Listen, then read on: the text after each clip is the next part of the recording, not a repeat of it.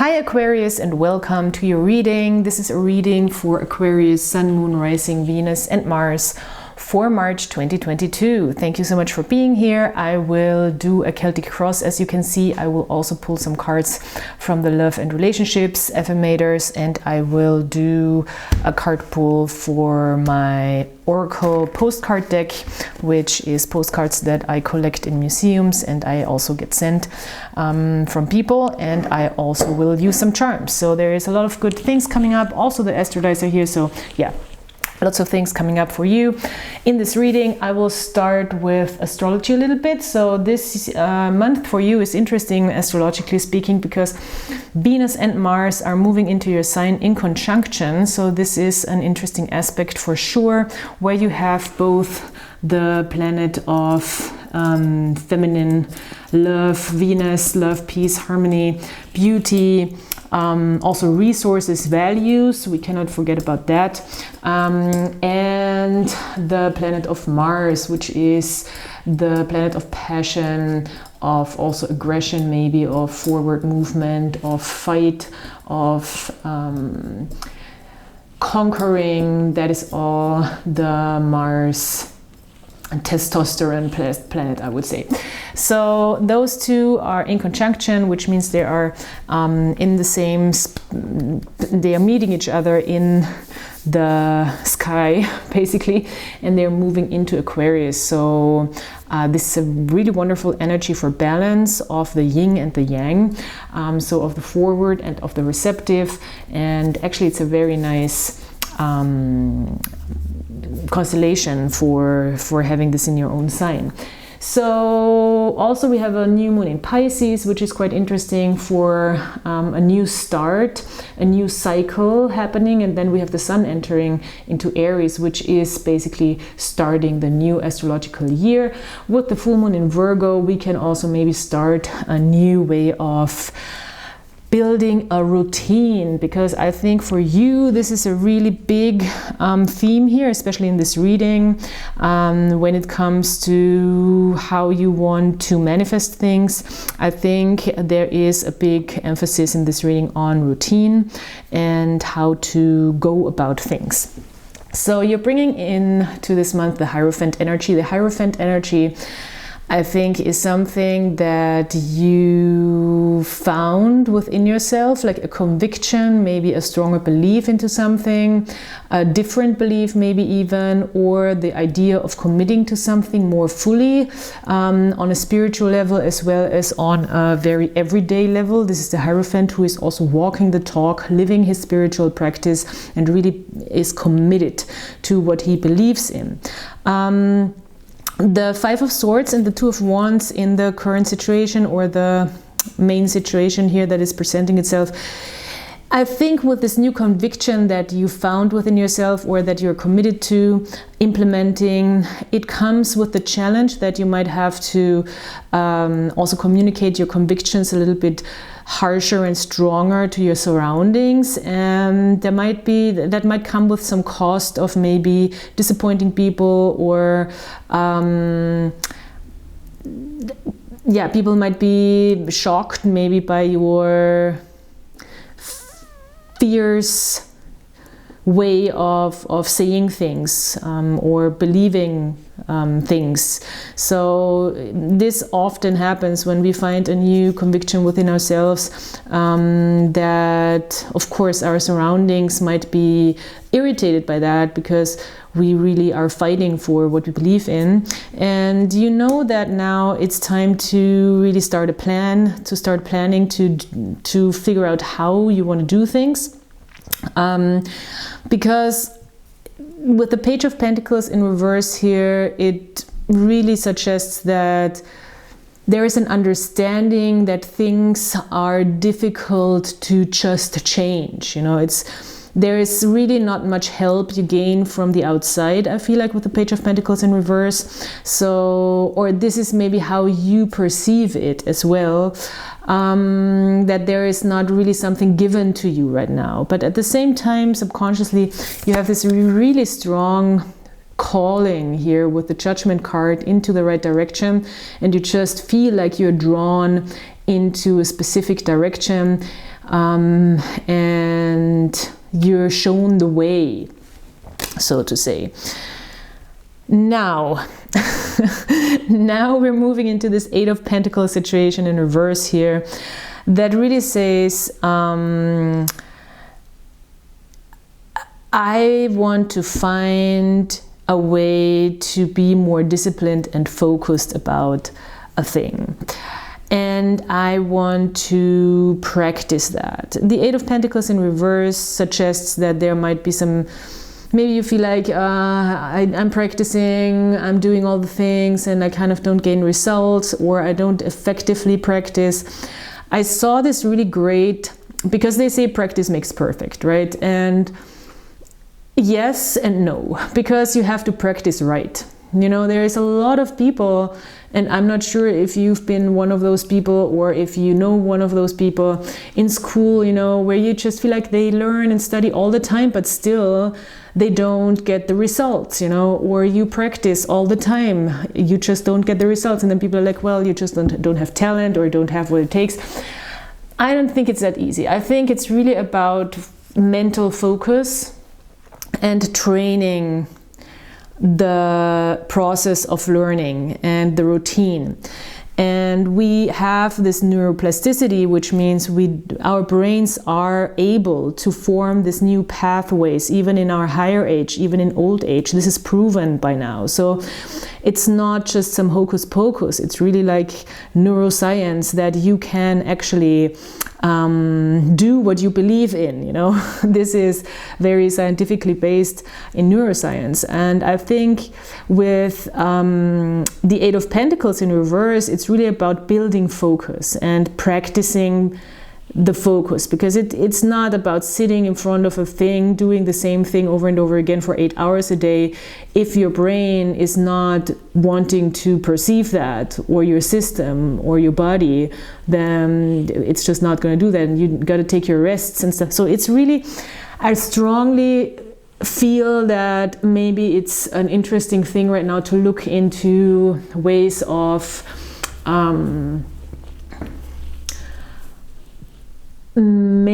finding a more efficient way to practice. I saw this really interesting interview short clip with Questlove, the drummer, and his dad also was a musician, and I think his dad said something like, practice, he said the sentence that I said before, practice doesn't make perfect, good practice makes perfect, or perfect practice makes perfect, you know.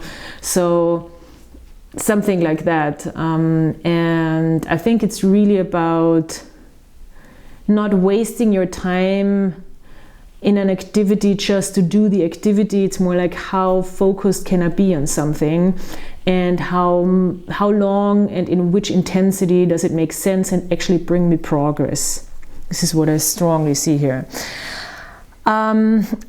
Also, very important, work with the knowledge that is already there in the field that you are. If this is working on a love relationship, then look at what people know about love relationships. You know, there is so many dating coaches online these days. There is so much literature. There is so much self-help stuff when it comes to relationships. So, I mean, what I'm doing here is also a way of educating yourself a little bit, at least, and you don't have to do everything by yourself. And even though you might have to do the physical work, there is, and that's what I see here, there's still a team behind you of people who know things, you know. And I feel like this is, in this Three of Pentacles in particular, there is this indication of these elderly men knowing things, handing you knowledge that help you be more efficient in what you're trying to build. And the stability also you're trying to build, because the next card is the Four of Pentacles, which would be that sort of stability. So don't try to skip the steps, is also what I see, because the Eight of Pentacles is mastering something. The Three of Pentacles is establishing something. It's all, you're putting the work in, you know, you're stepping up to the plate with the Three of Pentacles. You're you're also taking responsibility with the Three of Pentacles. So with the Eight of Pentacles, you're maybe a little deeper in a thing. Maybe you're not, you're just not there yet, and that's okay. You know, don't try to do what other people do after 50 years of practice or something like that. You know, it's okay. You don't have to be there yet. You might be there even faster if you slow down for a second. You know, it's sometimes you just have to chill, which really is coming through as well with the Ten of Wands here in reverse, because the Ten of Wands in reverse is saying that you might take on too much. You don't have to do everything by yourself. You don't have to do everything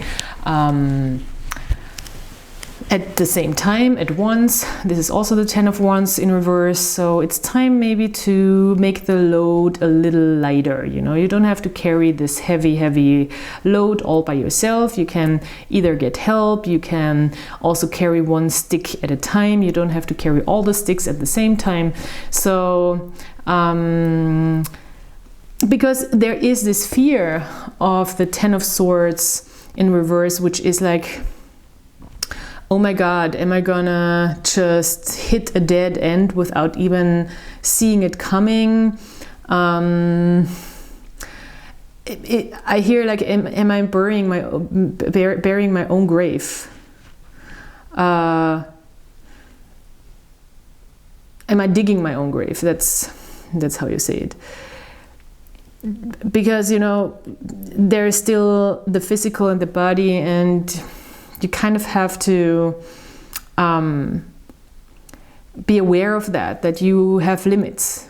And it's not about limiting beliefs, and I know we're all working against those. It's more like there is just a limit of what I can do when it comes to physical labor and energy as well. And it's better to have consistency and go slow than to just go fast and then stop and be burnt out and having to regenerate for months and then again burn yourself out. And then, you know, consistency is key.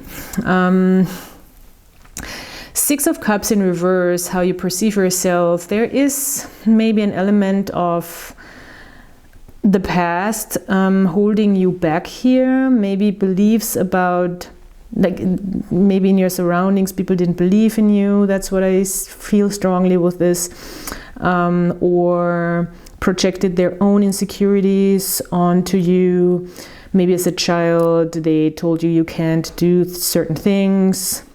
Yeah, as some sort of protection. It was like masked as, I want to protect you, but actually it was just their own inadequacy they were feeling. So this is something that I feel very strongly. Four of Cups, for the external, it's interesting because I feel like you have something to offer that people might not see or might not be able to perceive just yet. And the lesson here is learning that you don't have to offer your cup to people who are not able to accept it. And this is not so much about you, but more about them. You know, it's not it's not that what you have is not valuable. It's just certain people won't ever be able to perceive that kind of thing that you have to offer. You know, that very honest, open, authentic cup. And to not take this personally, I know it is not easy, because we are of course reacting to how people treat us, and that will give us an emotional reaction. I know here in the spiritual community this is maybe a little bit of an edgy thing to say, because, you know, people would like to come into a space of the kind of Zen Buddhist monk who is meditating every day for 50 years, but we are people living in the Western world mostly, so, you know, we get affected by what people do. That's not the problem. The problem is, how do you deal with that? Just know that you still have something to offer. it might not be the right people right now surrounding you that are able to receive that. And if somebody is just like not in a mood for a day or two, don't make too big of a deal out of it. You know, sometimes people are just like grumpy and they are really not able to be attentive, and also that has nothing to do with you, you know, so it's that kind of situation, I feel like. Also, what I hear, of course, with this Four of Cups is rejection is God's protection. So it's not the right person, environment yet to be able to see what you have to offer. And that's okay, you know. Okay, let's see what kind of... Oh, wow. Okay, this is beautiful. I feel like this is about practice and focus a lot. This is called... my French is not good. Le silence à travers les sages, which I think is translated into the quietness or the silence that is surrounding, or that is going over the ages. Yes, maybe this is because it's of this artist Max Ernst, which is one of the big ones, great ones. I think this is a very meditative sort of picture, you know, and I feel a lot of calmness, but also hope when I look at it.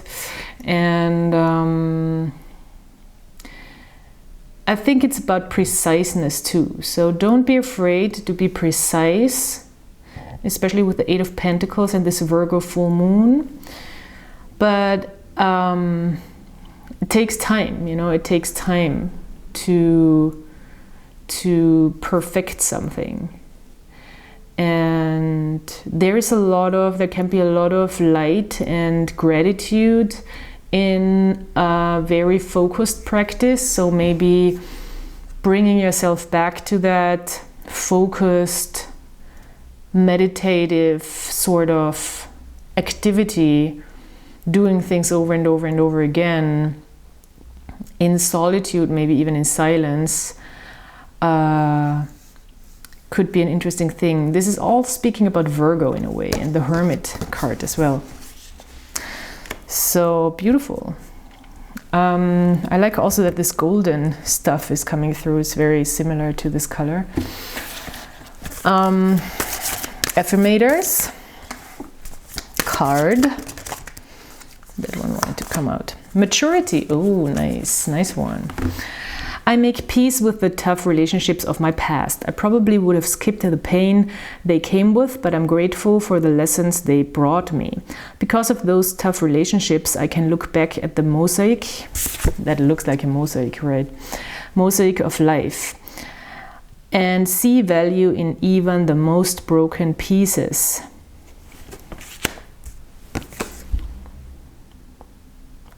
Very cool. Okay. And a couple of Astro dice to finish this off. Oh, the charms, right? So much stuff. Okay, 12th house. The new moon and the 12th house, the new moon in Pisces is a big deal here. There can be really a new start for you when it comes to your wishes, dreams for the future, and how you want to healthily involve your ego with that. Expect a sudden change also when you stick to something, when you stick to a routine here with Uranus, I feel like. And Pisces again. Yeah, there is something from the past.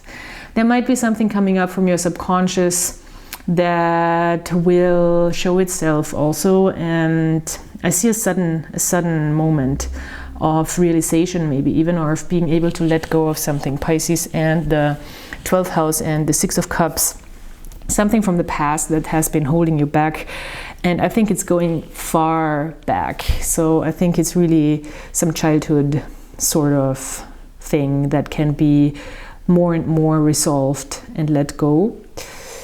Okay. Oh, Again, focus, focus, focus, focus. That came out here. It can even be working on a childhood issue that you're very aware of, you know. You're really strongly attached, I think, to this calling that you feel, that is talking about your inner child. And there's a lot of creativity, and the universe is leading you to your truest self right now. With the Hierophant and this Onyx, there is, I think, also commitment to look at this darker energy and trying to resolve this. Something might change in the public eye. Maybe you want a change in your professional life, or in the way you're perceived by the public, and it is about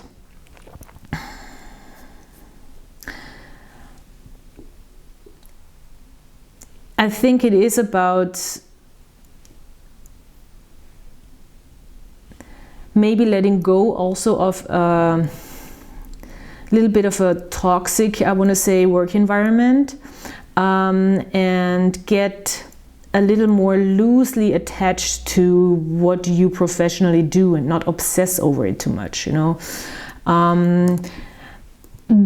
Learning and educating yourself about relationship dynamics, I think, could be very, very helpful right now, and could help you grow a lot and also feel less controlled by certain relationship dynamics. And if there's a person that you want to offer stability when it comes to relationships, what I'm seeing here, and settling and the long haul, they might not be ready just yet, which doesn't mean they will never be ready. But again, be careful to not offer a very full, precious cup to people who can't take it on, you know. It's a waste. Not that people are a waste, but it's a waste of your present, of your gift. Okay, Aquarius, great reading for you. Thank you so much for being here. Please subscribe, like, comment, and I'll talk to you soon. Bye.